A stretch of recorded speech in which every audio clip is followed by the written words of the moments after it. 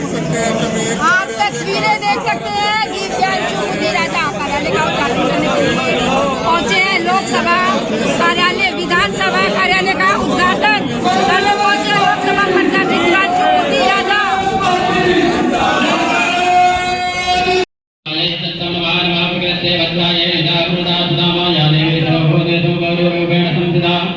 नमस्तस्यै नमस्तस्यै नमस्तस्यै नमो नमः गणपतये नमो नमः भूरिदेव्यै नमो नमः।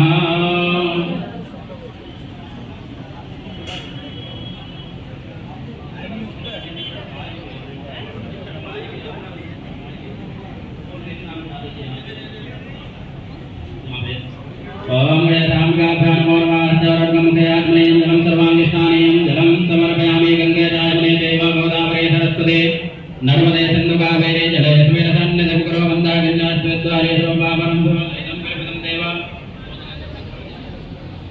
ओम वर्धमानानामुद्दामि उदोजामन्दमोदिष्ठामि यो मां कष्टामि रात्रि गणपतये नमो नमः गौरीदेव्यै नमो नमः।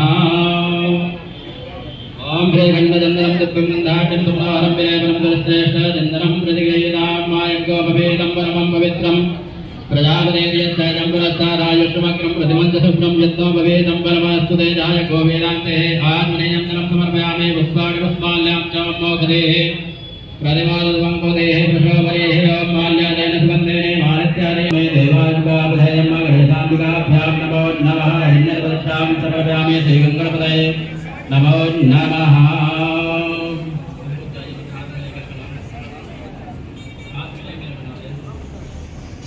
ओम विघ्नेश्वराय वरदाय सुरप्रियाय लंबोदराय सकलाय जगद्विदाय नागाननाय हृदयज्ञ विभूषिताय गौरी सुदाय गणनाथ नमो नमस्ते। कामदत्त विघ्नतलमेद सुंदरे ते भक्ति प्रदे सुखदे परप्रदे ते विद्या प्रदे गये जयस्तु वन्दे देव्यो गणेश वरदो भवनित्यमेव रक्ष रक्ष गणादच्च रक्ष त्रैलोक्य रक्षकं भक्तानां वयं करिता श्राद्धा भवार्णवादा धैमादुष्पासिन्दो परमादो विदभवनदत्तं वरन्दे वाञ्छितं वाञ्छितार्थदा गणेश पूजने गणपाजन्योरं अधिकं कृतं तत्सर्वं क्षम्यतां देवा प्रसीदः परमेश्वरः। गणेशाम्बिकाभ्यां नमो। ओम वन्दे देवं मापतिं सुनापतिं वन्दे सौरसताङ्गवन्यनयनं वन्दे मुकुन्दप्रियं वन्दे भक्तजनाश्रयं च वरदं वन्दे शिवं शङ्करं भवानी शङ्करौ वन्दे श्रद्धा विश्वासरूपिणौ याभ्यां विनारपश्यन्ते सदा स्वान्तस्तमेश्वरम् ओङ्कारबिन्दुसंयुक्तं नित्यं ध्यायन्ति योगिनः कामदं मोक्षदं चैव श्री ओङ्काराय नमो नमः। ओङ्काराय नमो नमः। भगवते साम्बसदा शिवाय नमो नमः। ओम मरणकमलसन्तानद्विजाय नमो नमः।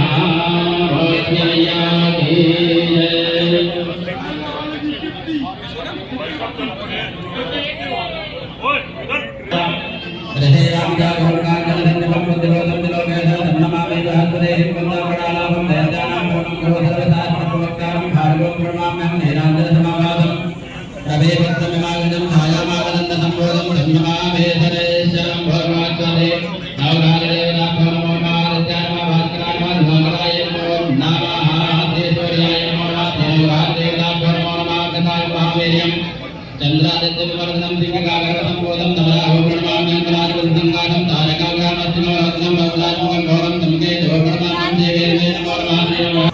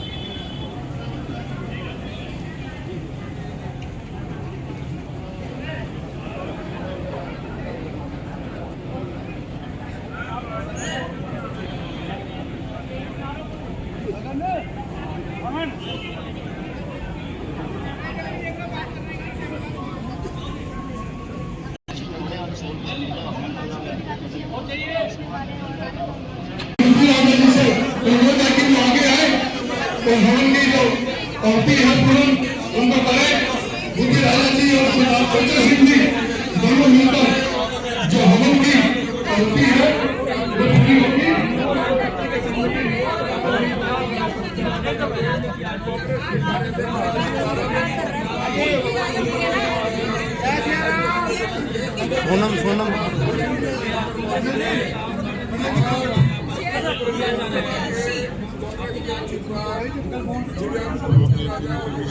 राणा जी लीड छोड़ दो, राणा जी लीड छोड़ दो।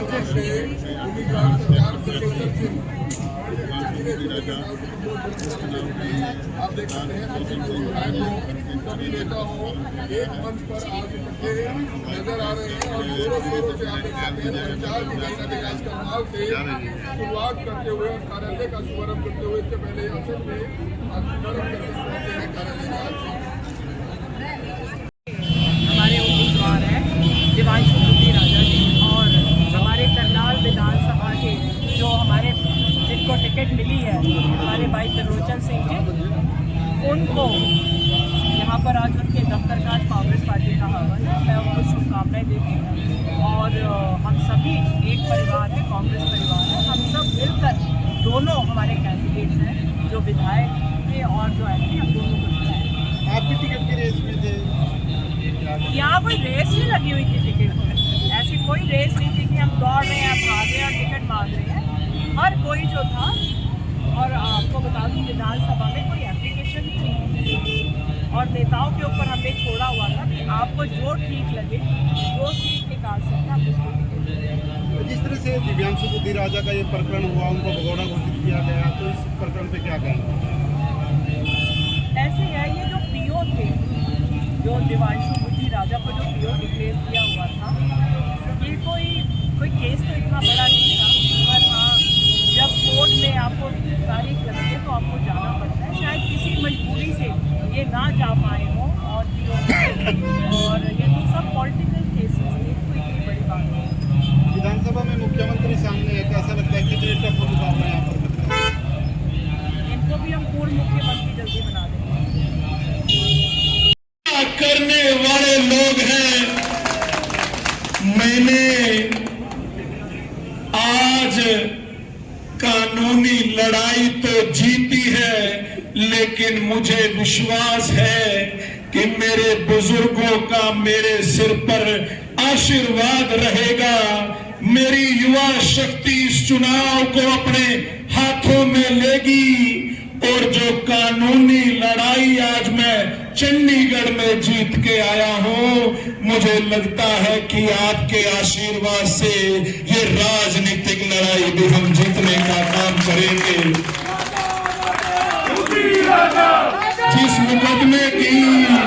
जिस मुकदमे का पतंगड़ बनाकर पिछले 4 दिन से मुझे बदनाम करने की कोशिश की जा रही है, मैं आज बड़ी पंचायत में बताना चाहूंगा कि आखिर कौन से मुकदमे में मुझे ये भगोड़ा करार दे रहे थे। मैंने आज से 6 साल पहले मनोहर लाल जी से बेरोजगारी के मामले पर सवाल पूछा तो मेरे सवालों का कोई जवाब नहीं दिया गया, बल्कि मुझे 3 दिन जेल का रास्ता दिखाया गया।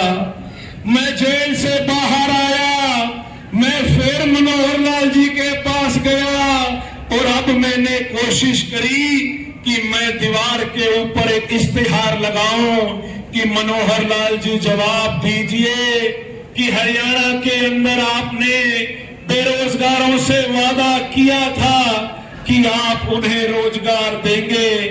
मेरी इतनी ही गलती थी कि मैंने एक दीवार के ऊपर बेरोजगारी के मामले में मनोहर लाल जी से एक सवाल पूछा। मैं सबसे छोटा सदस्य हूं इस घर का, इस कांग्रेस के परिवार का। मैं आपसे पूछता हूं, क्या हमारे देश में लोकतंत्र खत्म हो चुका है? क्या हमारे देश से संविधान खत्म हो चुका है? जो मैंने अगर बेरोजगारी के मामले पर मनोहर लाल जी से सवाल पूछ लिया तो मेरे ऊपर मुकदमा दर्ज कर दिया गया और यह मुकदमा पिछले 6 साल से चल रहा है। ऐसे 5 राजनीतिक मुकदमे मेरे ऊपर और मनोहर लाल जी ने दर्ज करे हुए हैं।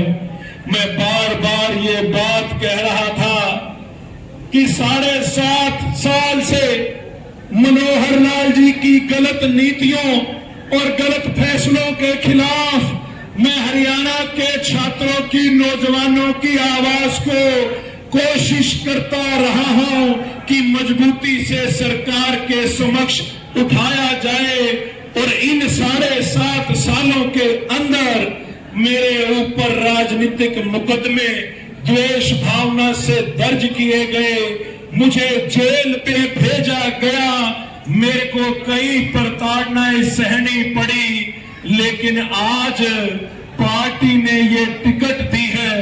मैं कहता हूं कि मेरे लिए ये कांग्रेस की टिकट नहीं है, मेरे लिए तो पार्टी ने एक मंच दिया है कि 7.5 साल से जो मनोहर लाल जी मेरे सवालों से, हरियाणा के बेरोजगारों के सवालों से लगातार भागते रहे हैं, अब उन्हें इस टिकट के माध्यम से मेरे और हरियाणा के बेरोजगारों के सभी सवालों के जवाब देने पड़ेंगे। मैं कांग्रेस आला कमान का मैं धन्यवाद करता हूं कि क्लर्क के बच्चे को, एक अध्यापिका के बच्चे को, एक साधारण से कार्यकर्ता को जो 12 साल पहले अपने हाथ से रात को 2-2 बजे दीवारों पे पार्टी के पोस्टर लगाता था, एक ऐसे कार्यकर्ता को पार्टी ने टिकट दिया है। ये टिकट कार्यकर्ता कोटे का टिकट है, वर्कर कोटे का टिकट है। मुद्दे बहुत हैं, करनाल की समस्याएं गिनवाने को आएंगे तो रात हो जाएगी, लेकिन मैं सिर्फ, क्योंकि अक्सर ये सवाल उठता है, मेरे से ये पूछा जाता है कि आपकी उम्र 31 साल है और आपके सामने जो व्यक्ति चुनाव लड़ रहा है वो 2-2 बार इस प्रदेश का मुख्यमंत्री रहा, तो आपको क्या लगता है कि चुनाव कैसा रहेगा? मैं तो एक सवाल जनता के बीच में छोड़ता हूं, अब जनता को फैसला करना होगा। आप बताइए कि जिस व्यक्ति को रिजेक्टेड मुख्यमंत्री का टैग लगाकर उन्हीं की पार्टी के लोगों ने पद से हटा दिया हो, तो क्या अब करनाल की जनता एक रिजेक्टेड मुख्यमंत्री को सांसद के रूप में स्वीकार करेगी? ये सवाल मैं आप सबसे पूछता हूं। करनाल ने इतना मान सम्मान दिया, पिछले 9.5 साल में मनोहर लाल जी को सराखों पर बैठाया। ऐसा व्यक्ति जो कभी जिंदगी में नहीं सोच सकता था कि वो सरपंच भी बन जाए, करनाल की जनता ने कोई कसर नहीं छोड़ी। ऐसे व्यक्ति को 2 बार विधायक बनाया, 2 बार मुख्यमंत्री बनाया, स्नेह और आशीर्वाद देने में कोई कसर नहीं छोड़ी। लेकिन उस व्यक्ति ने करनाल के प्यार और आशीर्वाद का सिला क्या दिया? उस व्यक्ति ने इस प्यार के सिले के रूप में लाठियां और डंडे दिए, समाज के प्रत्येक वर्ग को सड़कों पर लाकर बेइज्जत करके पीटने का काम किया। गरीब आदमी को फैमिली आईडी, प्रॉपर्टी आईडी में उलझाने का काम किया। आज सेक्रेटरीट में चले जाए तो 10,000 रुपए देकर आएगा तब कोई काम होता है। आज ये हालात करनाल के है, आज ये हाथ करनाल के है कि कानून व्यवस्था के नाम पर सब कुछ चौपट है। ऐसा लगता ही नहीं है कि इस विधानसभा से हमारे प्रदेश के मुख्यमंत्री विधायक रहे। मुद्दे बहुत है, चीजें बहुत है, लेकिन समय कम है क्योंकि परिवार की मीटिंग है। कार्यकर्ता साथियों की मीटिंग है, मेरे बुजुर्ग यहाँ आए हैं, नौजवान यहाँ आए हैं, मातृशक्ति यहाँ आई है। मेरा तो सिर्फ आपसे एक ही अनुरोध है, चुनाव में समय कम है, लेकिन अगर एक एक व्यक्ति अपने बूथ की जिम्मेवारी लेगा, आप अपना दायरा सीमित करें कि मेरा दायरा मेरा वार्ड है, मेरे लिए मेरी विधानसभा मेरा वार्ड है, मेरे लिए मेरी लोकसभा मेरा ये बूथ है, तो मैं आपको विश्वास दिलाता हूं कि हरियाणा के अंदर 10 की 10 लोकसभा सीटों में सबसे हैरानजनक नतीजे अगर किसी सीट के होंगे, और एक एक नहीं 2-2 मुख्यमंत्रियों को यहां से चलता करने का हम लोग काम करेंगे।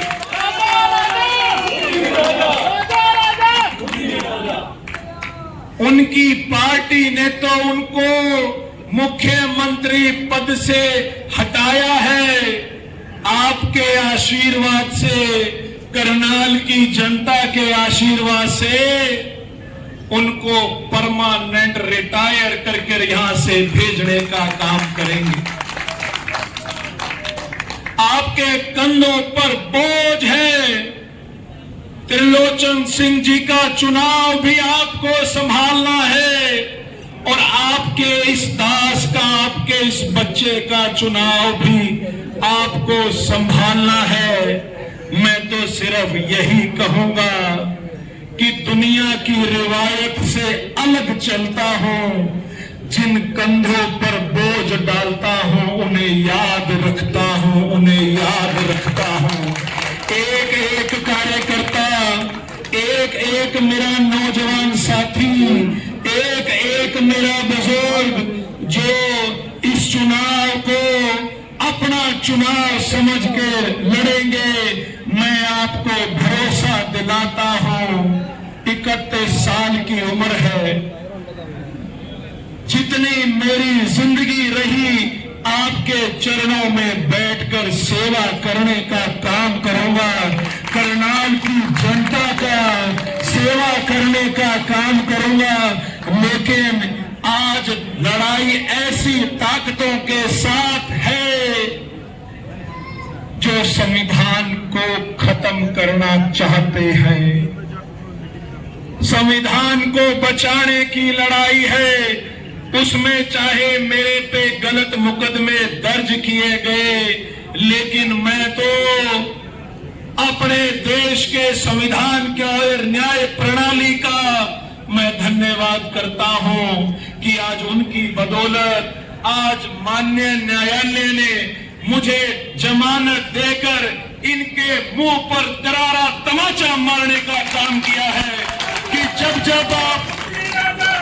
जब आप घमंड के घोड़े पर सवार होकर, जब आप घमंड के घोड़े पर सवार होकर आपके खिलाफ उठती आवाजों को कुचलने की कोशिश करोगे, तब ये संविधान आपको आईना दिखाने का काम करेगा। ये संविधान आपको आईना दिखाने का काम करेगा। मैं समय ज्यादा नहीं लूंगा क्योंकि आगे भी जाना है, लेकिन आपके बीच में सदैव मौजूद रहूंगा और एक अनुरोध करूंगा कि चुनाव के अंदर आपने 2 वोट एक साथ मांगने हैं। आपने मेरे से पहले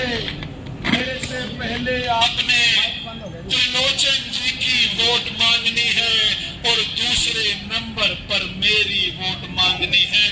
मेरे बुजुर्ग हैं, मैं इनका सम्मान करता हूं, लेकिन मैं चाहूंगा कि पहला वोट त्रिलोचन सिंह जी को जाए और दूसरा वोट मेरी झोली में आए। इन्हीं शब्दों के साथ आपसे फिर से मैं माफी मांगता हूं कि आने में देरी हो गई और अपनी बात रखने में अगर मुझसे कोई गलती हुई हो